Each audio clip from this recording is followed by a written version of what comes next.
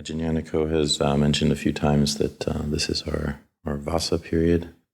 It's called the Rains Retreat or Rains Residence. This is the rainy season in India, and that's when the monks were asked by the Buddha to spend time in one area, one place. They were traveling about quite a bit and ended up trampling a lot of crops. And so the Buddha, some complaints about that. So the Buddha said, it's a good time to just settle down. So it's, even though sometimes there's some short periods of travel, it is a period where for 3 months or a little bit more than that, our community is quite stable in terms of it's just the same monastics kind of practicing with each other. And often there's a memory too of like, who I spent this Vasa with or that Vasa with. And I've been recently just recollecting the importance of Sangha, the importance of practicing within a community, and how very important that is. And also, how important it is that we're actually informing each other. As those who are following the path, we're encouraging, informing, and we've often heard this phrase over and over again, but it's still such a valuable phrase that the Buddha encouraged Ananda not to think of the Sangha as half of the holy life or just sort of a part of it. And he said it's the whole of the holy life. And whether we take that to mean, did he just mean the noble Sangha? Was he talking about those awakened beings, lay and monastic, who are either stream enters or all the way up to those who are enlightened, or just practitioners, kalyanamitta? And either way, it still works. It still works to think about that, how important it is to have fellow practitioners around us, or fellow peers, those who have been practicing for a long time, and of course, most importantly, those who are elders and who are guiding us. This 2 words that are added at the end of that I often add just before giving a Dhamma talk, we say anuttarang upajayang, and that's remembering, upajayang is the person who, your upajaya is the person who actually ordains one, lifts one in front of the Sangha, and then says, goes through the process and actually brings one up and says, hey, this is a person I think is worthy of being ordained, and then goes through that ordination procedure. And so that person is often thought with a lot of kindness for those of us who've gone forth, who's been willing to do that for us. But anuttarang upajayang also means like teachers. So those teachers, so it's saying, it's sort of our keeping in mind the Buddha Dhamma Sangha, but also, our living teachers, or those who we've had as actual teachers in our lives. This is coming up a bit as I just had a conversation with Lumpur Suchita, who's long been a teacher of mine and someone who I think of very highly and will ask and consult in terms of Dhamma questions I have. And in that conversation, he was talking about how we were talking about communal living and training and living in different monasteries. And he just said this very abbreviated comment, just saying, yes, the community you live in conditions you. And I thought, yeah, that's so very true. It's not something I haven't heard before, but when he said it, it gave me pause to think, that's right. It's something that can be forgotten, that those who you live with and those who you especially live with a long time, but who you're presently with, that actually changes your very experience, your very reality. And we can have an ideal that, like we're practicing with others, but very much alone, and there isn't much of an influence there, but that's just not the case. And it's just a helpful thing to really think about, what it is to have others that are fellow practitioners. What is it that we say when we say kalyanamitta, spiritual friendship? What does it mean when we think about that? Or versus something like worldly friendship, or when we think about having a teacher or someone who's living, who we really take refuge in. So I just thought I'd talk about that a bit as a theme. And this year it's a bit poignant for me. There's been times in the last 20 years I've lived in and out of several different communities, and just a couple of times that I've been the senior monk in one of them. And that is it's a very different experience, but having the flavor of living with many senior monks, and especially like living at Abhayagiri with Lumpur Pasano, Lumpur Amaro, Ajahn Dhamma. And then, right now, just being very happy with Ajahn Yaniko as our abbot. But it's been a difference with Lumpur Pasano and Ajahn Dhamma gone, and feeling that sense of gravitas and that sort of reliance and refuge, and how for myself it's easy to forget, but it's like, oh right, there's still a refuge in the mind. There's still their characters, what they mean, how they act, what they've said over the years, the advice they've given is still present. And one of the things I was talking to Lumpur Sucitto about was like, it sometimes occurs to me, like a lot of these senior monks, they don't have a teacher around. They haven't had a teacher around for a long time. They have peers. But for many of the more elder monks in the Ajahn Chah Sangha, Lumpur Cha passed away in 1992. Actually stopped teaching in 1982, so formally teaching. So yeah, it's a long time to think of a lot of these elder monks kind of practicing, and it gives me a lot of joy to know that many of us, and including myself, have had them as guides for so long, and really been able to take advantage of that, and sort of, yeah, it just is a very good feeling of mudita and care, and also just knowing that they're so inspiring because of their example. So when Ananda said this to the Buddha, it really is this sort of holding up of like, I said that at the end of my conversation with Lumpur Sucitto. I recognized the sort of selfishness of it. I was like, thank goodness you're still alive. And sorry, not just for me, but and I said, and I'm so happy you're continuing on, and your practice is well and alive, and the wisdom is just so beautiful to be able to tap into and see that the happiness that's there when speaking to elder monks. So this is something that we might kind of have a sense of like, well, I'm doing this alone, and I don't need others, and the Buddha really talks about this as an individual practice, but it's far from that.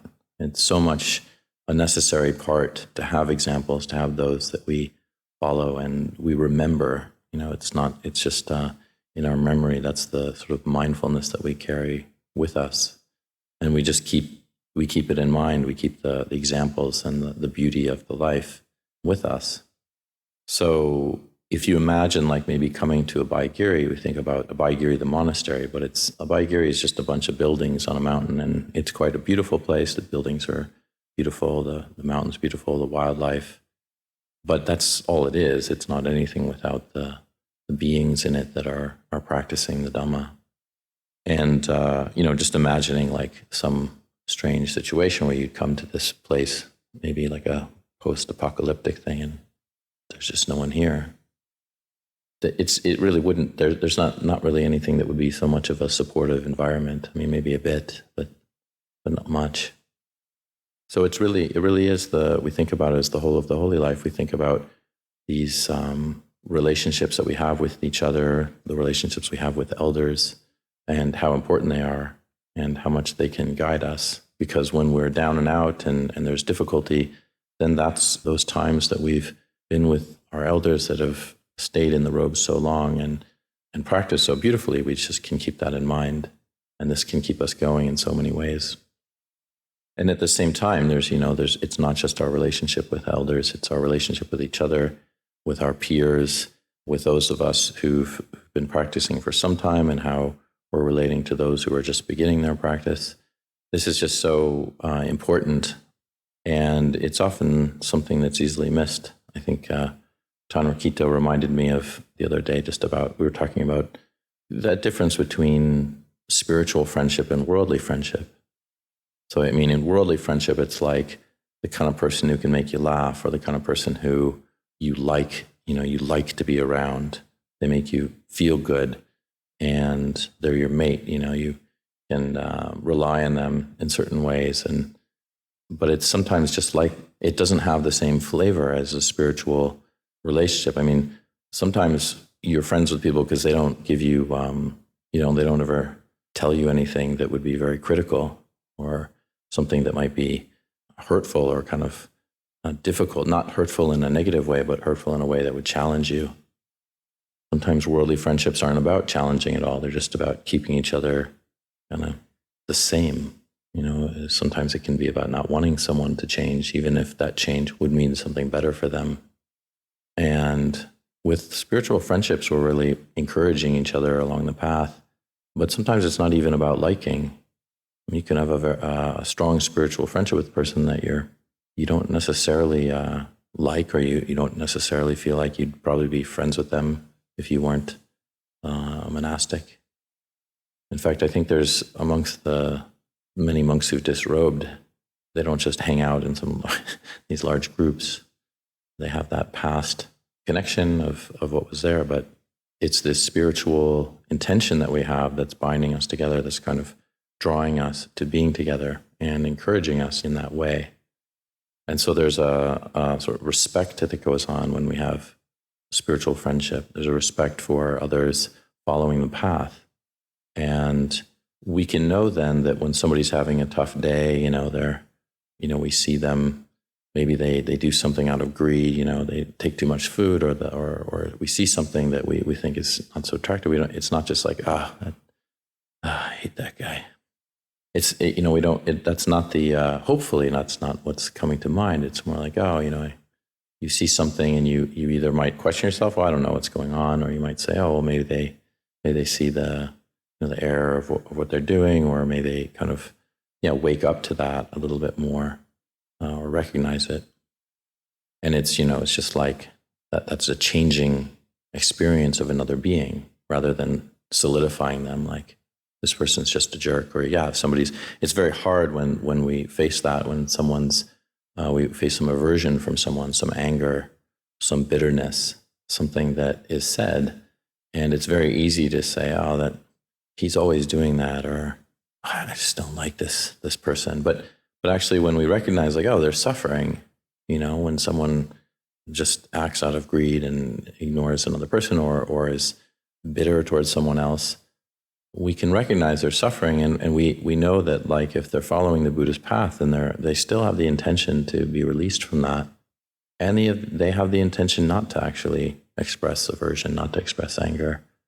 And so spiritual friendship is recognizing that, and then sometimes actually doing something about it, where you might say something to someone if you see it happening more. You might recognize, this is a pattern. I want to help them. And so in spiritual friendship, one of the things that the Buddha talks about is not despising another for their misfortune. And we can see that's sort of a common worldly trait. It's sort of like, this person's down and out. I don't really want to be friends with them, or they did something quite wrong. I've recently been thinking about that with a particular person, and just, what's that like to not see a person as solid and non-changing? Because that's what the mind wants to do. It's always trying to, just like we're trying to form up our own identities, we're also trying to form up those of others. We're trying to create other people and make them into something that is really, really just permanent and unchanging. And so if we recognize that, if we see that in ourselves, then we have the ability to really kind of challenge ourselves and say, wait a minute, I don't know. This is anicca. We're not sure where another person is going and what's happening on their path, or even what's going on for them in a particular day, month, year, whatever. And it's perfectly normal. That's just what our minds tend to do, and we do suffer around this. And so this is how we condition ourselves. This is how we condition others that we live with. So the Buddha's teachings are always pointing us upward, onward and upward, and trying to encourage us towards a much higher sense of wholesomeness, and how we look to others, how we care for others. And so this is something that's just very easy to overlook, because we wake up and we're just not in the right mood, and grumble, and we see somebody and we just don't want to look at them. It's, there's that guy again, and we forget, right, I'm actually conditioning how the whole community, in a sense, and each of us is doing that. It's not the sense that the practice of Buddhist teachings is to just kind of just keep your eyes down and don't say anything to anybody and don't get involved. because you might not actually recognize somebody's really having a rough time, a difficult time, and they might need some support. And so your support of ignoring them isn't necessarily helping. So in many ways, one of the teachers, I remember a long time ago, I've used this metaphor before. He said that the community is like a crutch, and we recognize that we're using it in a way to help us work through our dukkha, our suffering. And eventually there's a hope that won't be needed anymore, which doesn't mean that then we don't live in community or we don't help others, but we might not need that support as much, and we might be able to rely on ourselves a lot more and be someone, like, if we think of like Lumpur Liam, very independent in the world, but yet extremely caring and filled with metta. So this is, just kind of thinking about how this occurs for us in our daily lives, and how important it is to recognize this when we're living with each other, and having a sense of how we can have a very good impact in our community, in our spiritual friendships, and in how that thought can actually manifest within us and then bring up a lot of wholesomeness in what it is we're doing with our own practice. Kind of smiling a friendly smile at someone, instead of kind of shunning or not wanting to be around or something. Just acknowledging their own practice. You can remember that and try to keep that in mind. Because it's easy, as we were listening to a Q&A from Lumpur Pasno that was given with, I think it was some monks asking some questions, and he was really talking about, he said people can be really, something around the lines of, people can be really annoying, and that's just normal. We can be annoyed by people, and it's not just that it's our annoyance, it's also, it's not just within us, it's that people can actually have a strong negative effect on us. But we're able to kind of use that in a wholesome way, so it doesn't bring us down, and we're able to kind of rise up to and challenge ourselves, rather than going into the sort of worldly sense of like, I don't like this person, I don't want to have to be around them. And so it's really kind of being very careful and being very caring of who we live with. And so I think the beginning of practice, this was when I, was first living in community. This was quite confusing, because I remember these kind of worldly feelings of like not liking and not wanting to be around others, or these are the ones I felt I could trust and be friends with, and these are the ones I didn't. And especially when there was a feeling of criticism or something like that, it was just kind of running away from it. And just that worldliness was something that is still present within me, but it's kind of like over time, it's sort of like I just gotten worn down a little bit. So it's something that we can have a lot of gratitude for when we live in community, just that sense of being with others, and the assistance that we've had through either as I've said, our elders or our peers, or just anyone that we've lived with for a long time. I remember that, it can feel quite petty in the early years when I remember just a lot of things that I felt, and they, they still arise, but man, those first few years were pretty rough for me as Anagarika and Samanera and Nawaka Bhikkhu, junior Bhikkhu. And I remember just that it was hard to think about it any other way. And I remember something that at the time Ajahn Yatiko had said to me. He's like, well, and he was about maybe 20, somewhere around 18, 19, 20 years as a monk when he said this to me. And he just said, after a while, those feelings, they kind of get replaced by a sense of just real, like, well-wishing especially towards your peers. Because in those beginning years, I remember it was the people who were closest in years that, I could get quite annoyed with. It's like having a sibling rivalry or something. And I thought about that a lot, because I've remembered it for a long time that he said that. And that sense of kind of having kindly eyes over those who I've lived with for a long time, which means it's not that I don't try to have that for everyone, but I remember not feeling that particularly for those who I was, closest to and started the practice with and been around. And I'm happy that, I understand what he's talking about, that is very much present for me. It's sort of like, another person's foibles and kind of what they're dealing with, but there's this sort of kindness that's felt. And it doesn't mean that there's never frustration or something going on, but the overwhelming feeling is more of like, oh, I'm so happy they're still going, they're still practicing the Dhamma, and for as monks, still in the robes and still continuing on. So that sense of Kalyanamitta is just so important, because we're just encouraging each other. As some of us kind of feel like we're bumbling along, but that very bumbling is helping us so much. So in many ways, I just wanted to talk about this a bit as encouragement towards each other to really take in that sense of how important it is to live in community, how important it is to have our teachers close to us and around us, and then when they're not, to also keep them in mind, and to know that our peers and those that we've spent many years with are really are true brothers and sisters in the holy life. And then, this aspect of training that we talk about in the monastery, it's something I forget quite a lot. But yeah, I do feel a lot of regret sometimes, because I feel like, oh yeah, I'm not such a great example. And I do see that it is incredibly important, as one is continuing to practice, that there's other members who are coming in and they're looking up and they're like, what does that look like after 20 years? And sometimes I think, well, don't look at me. But it's important to really, for all of us, to kind of, we're reaching out, even if we've just been here 6 months, to somebody who's just arriving for the first time. But even more so, when we've been around a long time, just to say, oh yeah, I do need to kind of step up and uphold a little bit more of being careful and being quite sincere around the Dhamma Vinaya, the Buddha's teachings.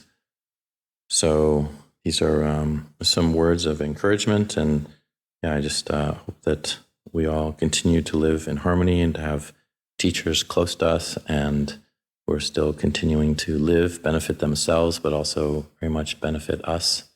And also just to say how nice it is to live in a harmonious community, and how helpful it is to have us kind of as much as possible looking at each other with kindly eyes, and oftentimes setting aside our differences or our stronger views and opinions or feelings of what should or shouldn't be done, and then saying, okay, I can let go here. I can try to do it in a way that will cause as much harmony as I can, and goodness throughout the community. Anyone?